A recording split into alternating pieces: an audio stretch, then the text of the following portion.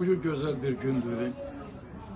Çünkü Göyərçinin 58-ci ildən çap olunan Göyərçinin həyatında yeni bir gündür. Onun xüsusi buraxılışı hazırlanıb, Leyla xanımın təşəbbüsü ilə, jurnalımızın yaradıcı kollektivi adından, eləcə də oxucuları adından böyük təşəkkürümüzü bildiririk. Belə deyirlər ki, ilin əvvəli necə başlayırsa, elə də qutarır.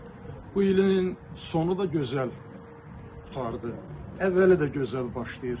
Ümid edirəm ki, bütün xalqımız üçün gözəl bir gün olacaq.